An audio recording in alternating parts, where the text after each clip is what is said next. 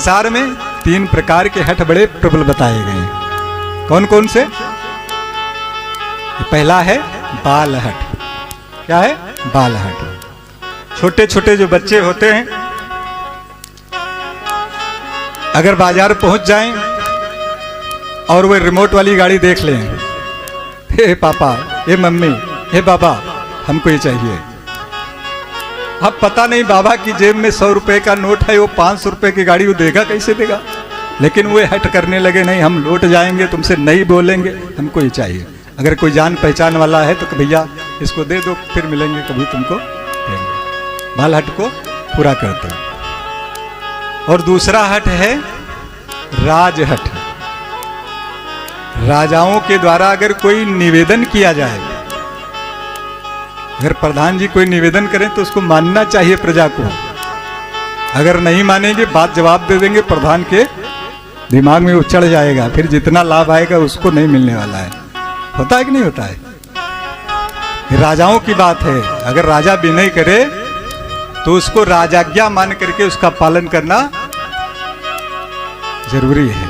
अगर नहीं करेगा तो तुमको वहीं पर चढ़ा लेगा और किसी न किसी बहाने से तुमको सताएगा जरूर।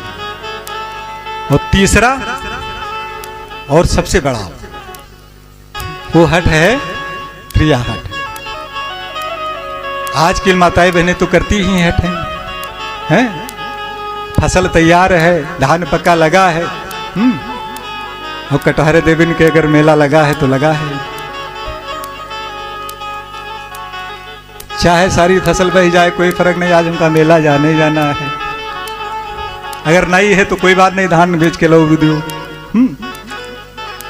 तो ये आज की बात नहीं है, पहले की बात है। पार्वती जी भी हट कर रही कि हमको अमर कथा सुननी है, और विवश होकर के भगवान भोलेनाथ को कथा सुनानी पड़ी। सचेत किया, भवानी ये कथा सभी सुन नहीं सकते, ये कथा का नियम है, कथा शुरू से लेकर के अंत तक सुनता है उसी को इसका फल मिलता है।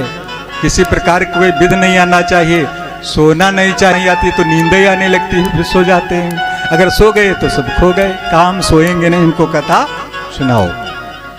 वो कथा कौन है? अमर कथा, और कोई नहीं है, अमर कथा जिसको कहते हैं ना, अमर कथा और कौन नहीं, कोई नहीं है, ये भगवान की कथा ही है। राम कथा है, भागवत कथा है, इसको सब कोई नहीं सुन